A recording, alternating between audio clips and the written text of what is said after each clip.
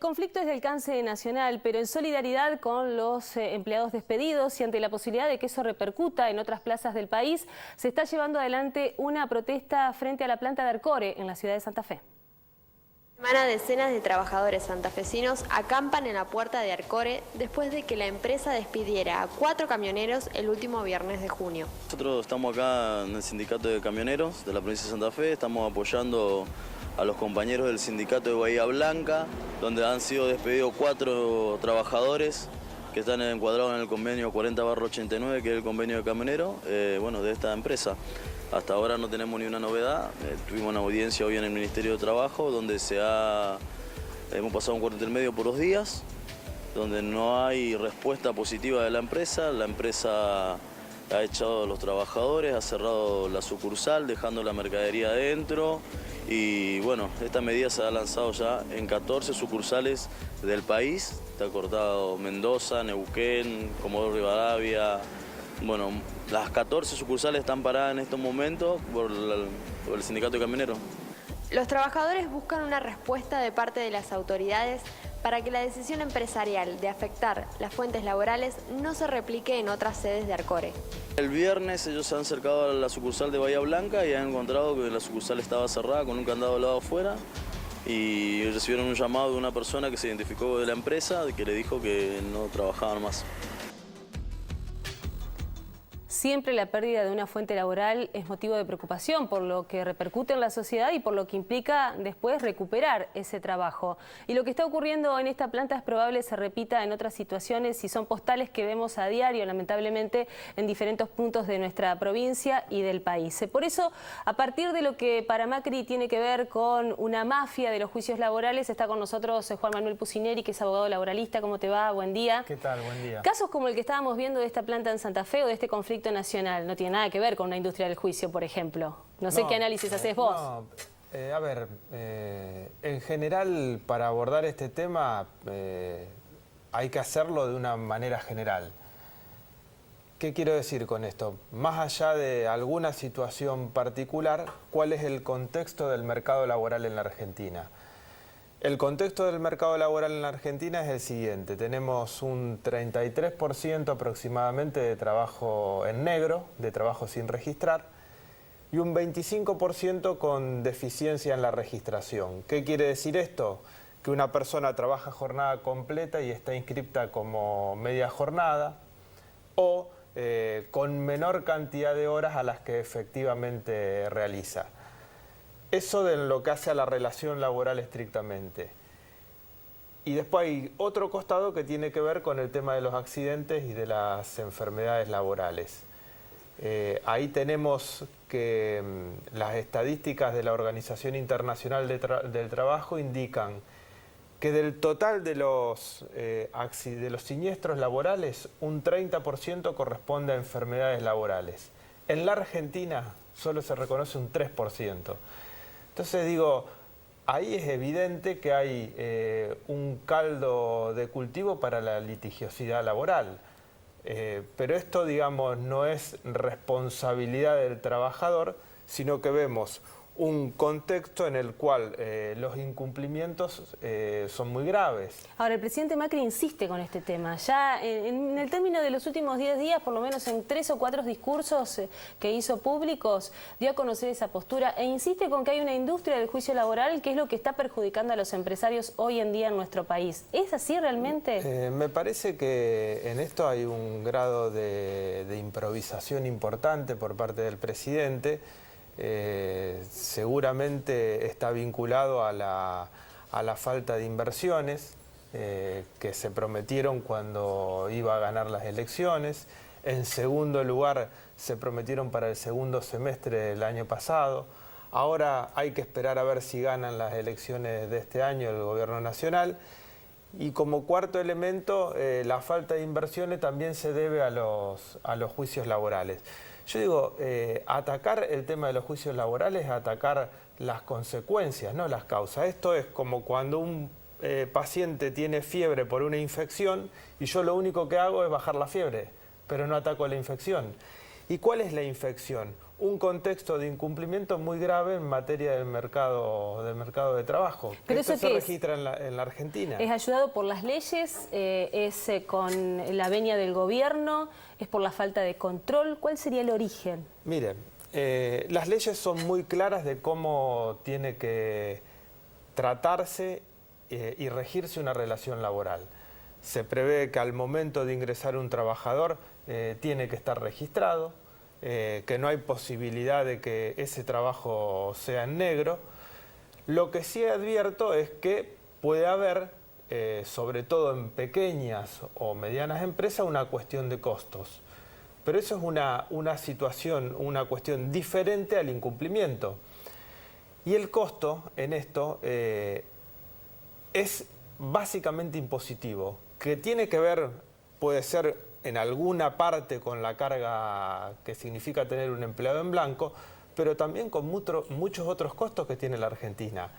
La pequeña empresa o la mediana empresa seguramente no es indiferente a los aumentos de tarifa que han venido sufriendo durante este año, no es indiferente a la multiplicidad de impuestos nacionales, provinciales o municipales que tiene que afrontar.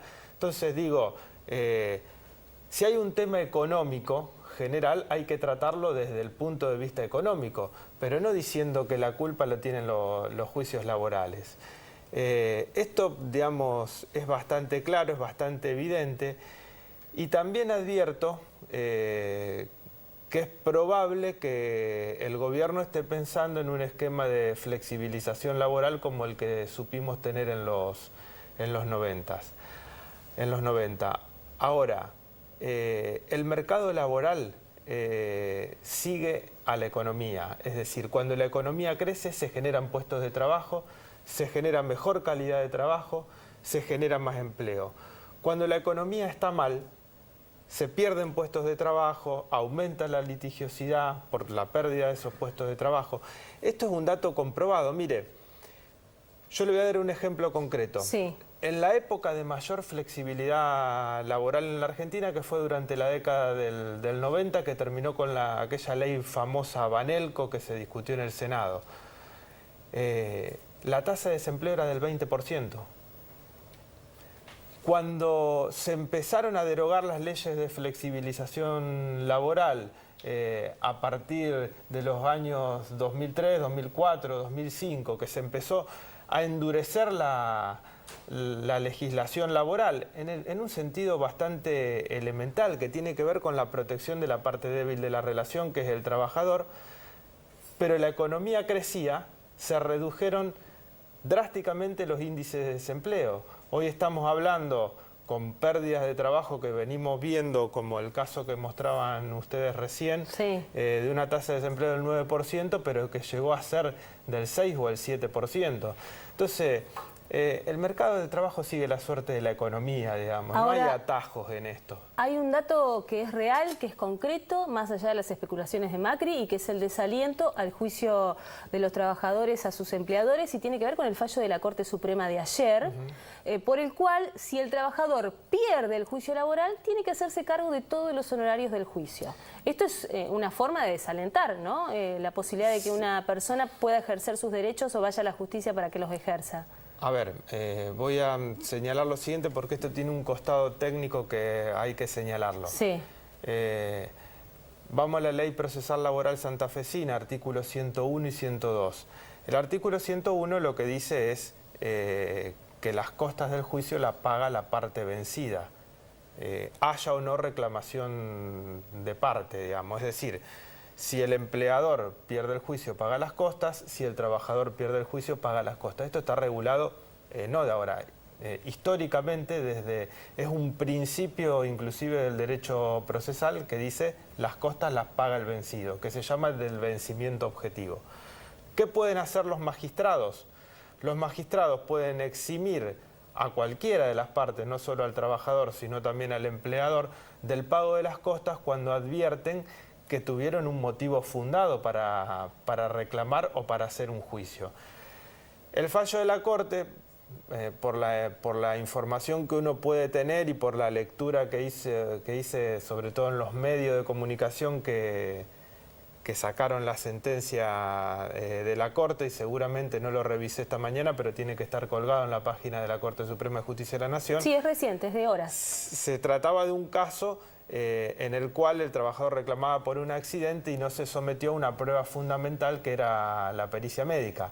Digo, aplicando estos principios aparece como algo lógico que si fue vencido en el juicio tuviera que pagar las costas. Yo no advierto que en esto pueda haber un desaliento, digamos, porque es una regulación que viene desde los orígenes mismos del derecho procesal. Sí, de todos modos da la sensación de que es un golpe psicológico este fallo de la Corte. Eso sí.